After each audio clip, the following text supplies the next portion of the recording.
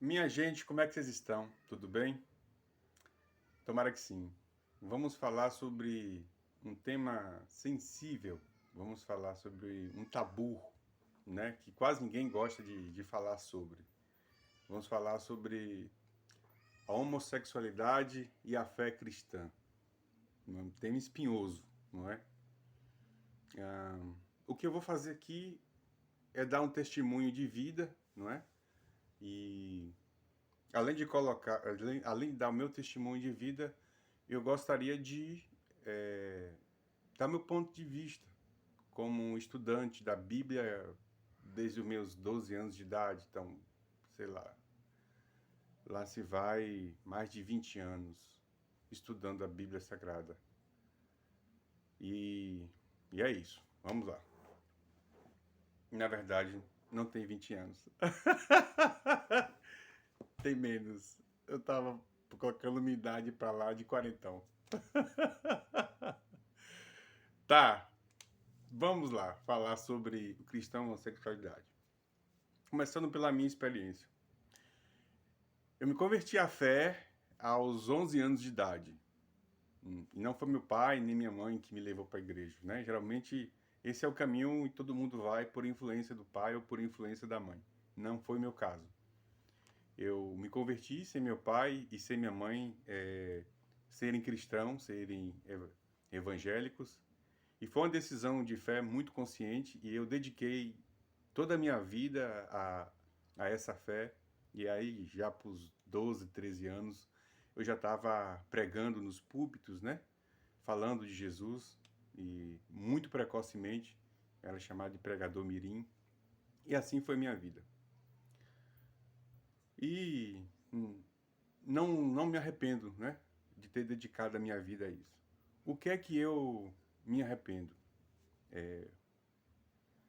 Eu me arrependo de ter me afastado durante toda a adolescência e toda a juventude do meu irmão pelo fato do meu irmão ser homossexual. Se você me pergunta assim, a igreja disse para você que você deveria se afastar do seu irmão? Não, não, nunca. A igreja nunca me disse isso. A igreja disse para você que você deveria odiar seu irmão, ter vergonha dele? Não. A igreja nunca falou isso para mim.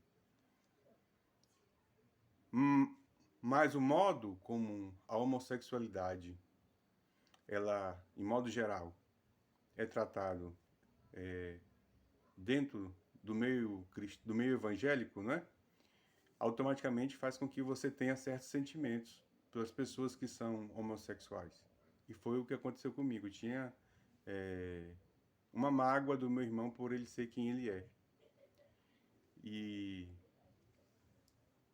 eu perdi a beleza, né? A graça, a bênção de crescer do lado de um irmão. E meu irmão é top. Se vocês não conhecem, ele tem um Instagram, que tem uma revista muito famosa, tem um trabalho muito bacana chamada Revista Bration. Depois eu coloco aqui na descrição do vídeo para vocês. E quem convive com ele sabe o quanto ele é muito agradável, alto astral, do bem, uma pessoa muito boa. E eu perdi a formação do caráter dele em virtude desse sentimento ruim que foi gerado dentro de mim. Não foi ninguém que disse para mim, que me alienou, mas o modo como eu recebi a informação sobre a homossexualidade fez isso. Enfim, lá pro alto dos meus 30 anos, eu tive um encontro com Jesus e você pergunta, mas quem você encontrou antes dos 30 anos? É uma pergunta difícil. Não é que eu não tenha encontrado Cristo, né? Mas talvez eu tenha amado mais uma placa e suas tradições humanas do que Cristo. Mas isso não é uma experiência de todo mundo que está naquele meio. Essa é a minha experiência. Sou eu. E a partir do momento que eu encontrei Cristo, lá pelos meus 30 anos, e que eu comecei a fazer algumas perguntas, eu percebi que eu precisava ser um ser humano melhor conforme Cristo. E eu precisava me desapegar de algumas amarras, milindres, não é? Deixar alguns paradigmas, algumas crenças limitantes que é própria da religião. Há uma frase muito bacana que eu vi outro dia que diz assim: a religião é a escada que o homem constrói para chegar até Deus. Isso é religião, é uma escada de homens. O evangelho é uma cruz que Deus desce do céu para salvar o homem na terra. E eu encontrei essa cruz. E ela fez todo sentido para mim. E tudo que não estava relacionado em harmonia com essa cruz, para mim passou a desbotar, perdeu sentido. E eu não, por isso não saio falando mal da igreja evangélica. Deus me livre, me formou o homem que eu sou, me deu o casamento que eu tenho, me deu a família que eu tenho, me tornou-se ser socialmente educado, pronto, preparado, essa pessoa de bem, respeitosa. Quem formou tudo isso em mim foi a igreja. Então, eu não tenho nada, absolutamente nada de mal para falar da igreja, só de coisas boas. Tá. Mas houve uma incompatibilidade pessoal dentro de mim de fé que eu preferi continuar a minha fé cristã fora da igreja, mas com Cristo, não é? Com toda a prática cristã de me reunir, de fazer culto, de pregar o evangelho, de jejuar, de ler a Bíblia, de anunciar o reino dos céus às outras pessoas, de fazer o bem, só que não dentro de uma instituição evangélica, e continuo me relacionando muito bem com as pessoas e tudo bem. Pronto, falei o que eu tinha que falar. Para vocês entenderem que eu tenho lugar de fala no assunto. Tá. Ok. Mas, Boni, o que a Bíblia fala sobre a homossexualidade? Nós não temos textos vastos, né, sobre a homossexualidade. A Bíblia, ela é dividida em duas partes, o Antigo Testamento e o Novo Testamento.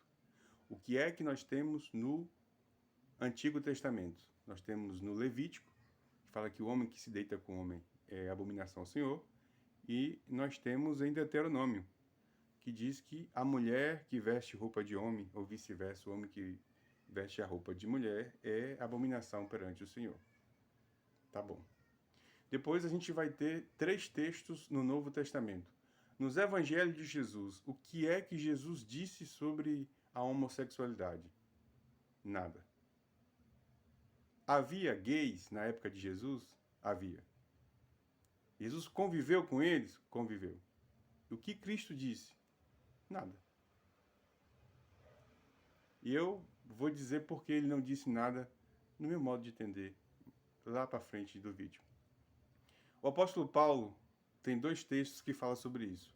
Um em Romanos, capítulo 1, e um em 1 Coríntios, capítulo 6. E depois tem um texto em Apocalipse 21. Muito bem. Vamos analisar cada versículo que fala sobre isso de modo muito superficial. E aqui, gente, pelo amor de Deus, longe de mim toda presunção de fechar a questão, né? De colocar o assunto dentro de um caixote, bater os pregos e dizer: é isso, eu resolvi o assunto. Eu estou dando o meu ponto de vista. Estou compartilhando com vocês a minha fé conforme esse assunto. Como minha fé se relaciona com esse assunto. Então é isso, né? Como um estudante da Bíblia, um pregador do Evangelho, um anunciador de Jesus Cristo, é isso que eu quero repartir com vocês nesse vídeo. Então tá. A Bíblia vai usar, no Novo Testamento, fiz até uma colinha aqui, 2 palavras no grego para se relacionar, para se referir às pessoas homossexuais, que essa palavra, esse termo homossexual, né, é um termo moderno. Na Bíblia você vai encontrar afeminados ou sodomitas. Só que a Bíblia não foi escrita no português, nem no inglês, né? Ela foi escrita em hebraico, um pouco de aramaico e no grego. O Novo Testamento, aramaico e grego. No grego, são as porções dos textos onde falam sobre a homossexualidade, está escrito em grego. Quais são as 2 palavras que nós temos no grego para se referir a homossexuais? Nós temos malakoi e asenokoitai. Tá. O que é que essas palavras significam? Quais possíveis traduções para essas palavras? Essas palavras, quando diz que essas pessoas estão condenadas, essas palavras significam homossexuais? Não. Essas palavras podem significar devassos. O que é uma pessoa devassa? Pode ser qualquer coisa, não é? Pode significar travestis, pode significar prostitutos, qualquer pessoas que se prostituem, sodomitas, efeminados, pederastas ou pedófilos. Então a gente não tem uma clareza na tradução dessas palavras no original que de fato o apóstolo Paulo ou o apóstolo João em Apocalipse se refere de fato aos homossexuais como indignos do reino do céu, pessoas condenadas. Pode ser pederasta, pode ser um pedófilo, pode ser prostituto, pode ser afeminado. Então essa avidez com que as pessoas colocam os homossexuais no inferno é uma coisa muito perigosa, porque Jesus não fez isso. Jesus, quando dizia que alguém ia para o céu, Jesus dava um nome. Disse, olha, há uma parábola, morreu um rico e morreu um pobre. O pobre foi para o céu, o nome dele é Lázaro. E o rico foi para o inferno, o nome dele é Rico. Porque Jesus nem sequer dava nome a quem poderia ou não ir para o inferno. Porque isso cabe somente ao juízo de Deus. Bom, o que é que nós temos, então, como contextualização desses textos? Vamos para 1 Coríntios. 1 Coríntios diz o seguinte, que não entrarão no reino dos céus, né? Não entrarão. Boni, somente os homossexuais, que está escrito lá? Não. Está escrito em 1 Coríntios 9 e 10. Está escrito o seguinte, não entrarão os impuros. Eu te pergunto, você que está me ouvindo, você é puro? Você não vai para o reino do céu, porque você é impuro. Não entrarão no reino dos céus os idólatras. O amor ao dinheiro é semelhante ao pecado de idolatria. Conhece alguém de fé de Jesus que caminha, mas ama dinheiro? Não vai para o céu. Não entrarão os adúlteros. Possivelmente você que está me ouvindo, você é adúltero. Jesus falou que se nós intentarmos o nosso coração, né, pensar em uma mulher, ou vice-versa, a mulher em outro homem, já cometeu o pecado de adultério. Então, assim, os adúlteros não entrarão no reino dos céus, nem os afeminados, nem os sodomitas, nem ladrões, nem avarentos, nem bêbados, nem maldizente. Você reclama da vida? É maldizente? Você reclama? Então, não é para o reino do céu. Nem roubadores. Contexto desse texto.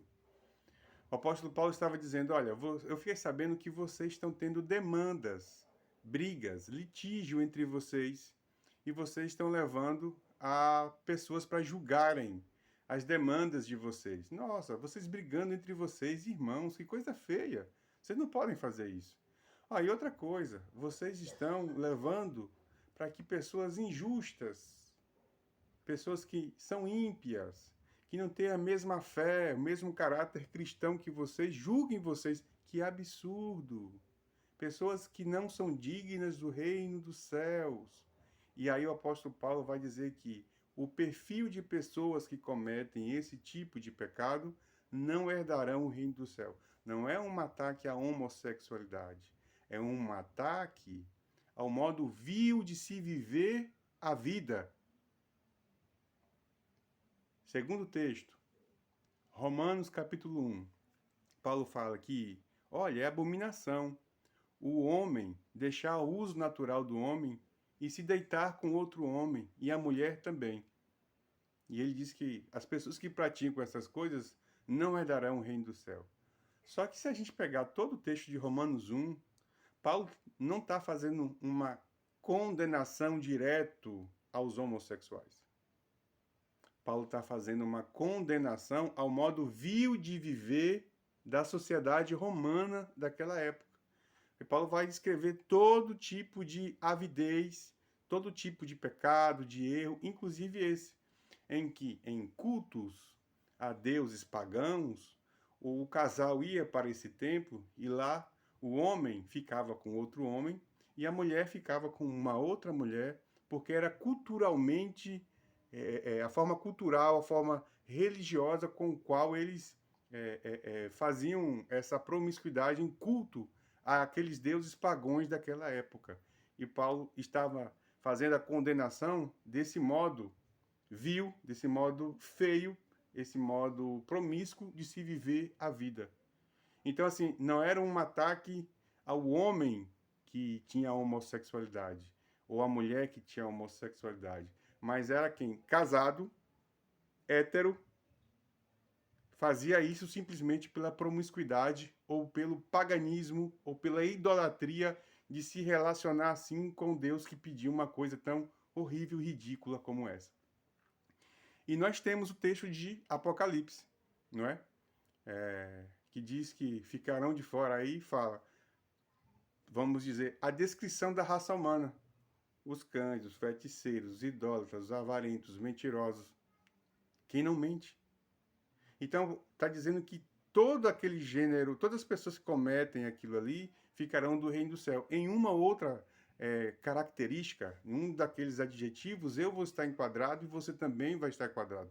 Porque a raça humana está fora do reino do céu. E está. Romanos diz que todos pecaram e destituídos foram da glória de Deus. Todos pecaram. E essa é a condição real minha, e essa é a condição real sua. Pessoas que foram destituídas do reino de Deus por conta do nosso estado original, natural, que é sermos pecadores. Muito bem. Bom, e o Antigo Testamento? O Antigo Testamento terão condenações no Levítico, que fala que o homem que se deita com o homem é abominável ao Senhor, e no Deuteronômio, que fala que a mulher que veste roupa de homem e vice-versa é abominável ao Senhor. Só que esses livros condenam também que abominável é o sacerdote que usa roupa de 2 panos distintos. Então, pastor que usa, sei lá, camisa de algodão e a calça jeans é abominável. Sacerdote que danifica a ponta da sua barba. É o mesmo livro que incentiva o apedrejamento de pessoas, inclusive de mulher, que diz que a mulher, quando estiver no seu ciclo menstrual, deve ficar fora da cidade, afastada da sua família. Então, se a gente for acatar, observar ao pé da letra esses versículos, a gente vai ter que acatar todos os demais versículos que estão escritos ali, apedrejar pessoas, expulsar as mulheres que estiverem no ciclo menstrual, as pessoas que caírem em adultério, levar para a praça pública, tacar pedra nas pessoas. Então, será que é ipsiliter, no pé da letra, como está escrito em um livro de quase 4.000 anos atrás, que a gente deve cumprir tudo que está escrito ali? Então, deixemos a literalidade do Antigo Testamento, que não foram escritos, que foram escritos para a gente. Seus princípios são eternos. As verdades que estão escritas ali é para mim, é para aquele povo antigo, é para a vida toda. São princípios eternos. Mas a literalidade, o ipsiliter, como é que eu posso dizer? Levar ao pé da letra aquilo para 2023, tudo que está escrito ali, até seria impossível, né? Até seria impossível. Bom, fiz assim muito por cima para a gente poder entender como é complicado dizer que os homossexuais vão para o reino do céu, porque a tradução que chegou para a gente no português não é exatamente. Não, a gente não tem um modo fidedigno, certo, certeiro de como está escrito no original, é o que está traduzido para a gente hoje nessas palavras, né? Tá bom, ok. Então, o que a gente tira como é que eu posso dizer? Como entendimento disso? A pessoa que não nasceu homossexual, não nasceu gay. Mas essa pessoa diz, não, eu não nasci gay, eu não sou gay, mas eu quero me relacionar assim. Essa é a minha vontade. Bom, eu entendo pelos textos e pelas coisas que estão escritas que essa pessoa está em pecado.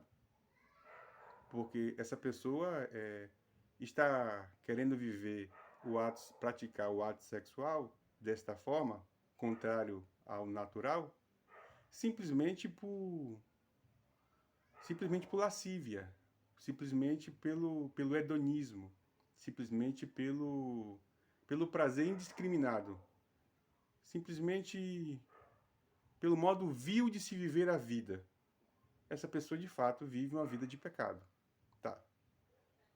A pessoa que nasceu assim. Bom, tem gente que nasceu assim, meu irmão nasceu assim. Eu não teria motivo nenhum para mentir para você. Meu irmão sempre foi diferente. É a palavra que eu posso usar. Não sei se é uma palavra inadequada, mas ele sempre foi diferente dos nossos coleguinhas, né? Da nossa faixa etária, da nossa época. Meu irmão nasceu com gostos diferentes, com com visão de mundo diferente, com percepção, com sensibilidade diferente, né? Da nossa turminha. Pessoas que nasceram assim e quando se viram adulta, quando fecharam a configuração da cosmovisão de mundo, entenderam que são assim. Ou seja, essas pessoas foram constituídas por Deus desta forma. Qual é a culpa que essas pessoas têm de existirem desta forma que existem? Absolutamente nenhuma.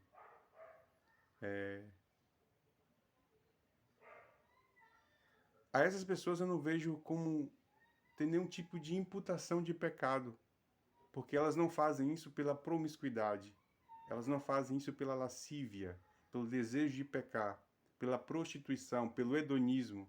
Elas fazem isso porque é o modo como elas foram concebidos por Deus nesta vida. Essas pessoas não tem como haver uma condenação. É como se eu fosse condenado por ser negro. Eu não escolhi ser negro, eu nasci negro. Eu nasci preto. Como que os pretos não herdarão o reino do céu? Seria a mesma coisa. Seria absurdo, né? Seria violento isso. Bom, para fechar o nosso pensamento, eu acho que a gente, como cristãos, nós estamos caminhando para essa sensibilidade, para essa compreensão sobre a homossexualidade. O que eu acho que falta como gente da cristandade? Eu acho que falta a gente educar as pessoas nesse sentido, sabe? Das pessoas se olharem, se perceberem e conforme a percepção, né, do que elas são, elas viverem a vida de forma do Evangelho. Porque eu não acredito que Jesus se relacione com os órgãos sexuais de ninguém. Jesus se relaciona com o coração. 1 João diz o seguinte: quem ama é nascido de Deus. Quem não ama não é nascido de Deus. O nascer de Deus vem da prática e do exercício do amor, não do modo como você se relaciona com seu parceiro. O próprio apóstolo Paulo diz que aquele que crê e for batizado, ele diz, aquele que crê e confessar com seus lábios, quem no coração crê e confessar com seus lábios será salvo. Jesus diz, quem crê e for batizado será salvo. Então essas implicações sobre a sexualidade das pessoas, talvez seja mais um debate da nossa sociedade do que de fato da Bíblia. Porque se a gente pegar os 4 evangelhos de Jesus, Jesus tendo convivido com pessoas homossexuais durante o seu ministério, Jesus não teve absolutamente nenhuma palavra para dizer para eles. Então eu fico com as palavras do pastor Caio Fábio, que perguntado no programa do Danilo Gentili, o Danilo perguntou o que o movimento Caminho da Graça pensa em relação aos homossexuais. E o Caio Fábio disse, é a mesma coisa que Jesus. Aí o Danilo Gentili disse, mas eu não lembro o que Jesus falou. Jesus disse nada. É exatamente isso que a gente tem para dizer, nada. O que a gente tem que estimular as pessoas, sejam pessoas héteras ou pessoas homossexuais, que vivam de forma justa, de forma honesta, ordeira, piedosa, de modo que expressem amor ao próximo, perdão, graça, bondade, sejam longânimo para com o outro, que expressem o caráter de Cristo em relação à convivência com o outro.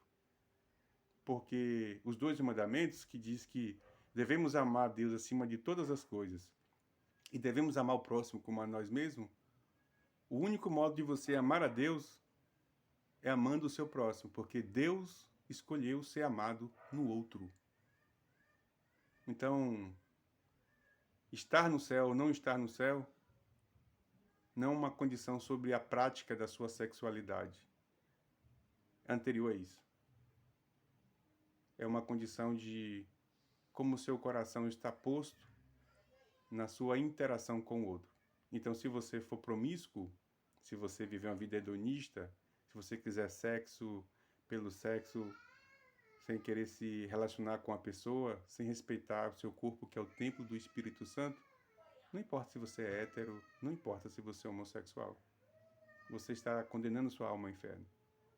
Mas se você for puro, se você for justo, se você amar, se você respeitar, qualquer que seja a pessoa que você estiver se relacionando pela condição com a qual você entende que você existe, eu acredito que Deus te acolhe. Porque ninguém consegue amar se não for alvejado pelo Espírito Santo de Deus, porque o amor não é uma obra humana, é uma obra divina, porque Deus é amor. E Deus não somente é amor. Ontem eu vi que Deus é a fonte de todo o amor. E é isso, espero que eu tenha contribuído. Beijo.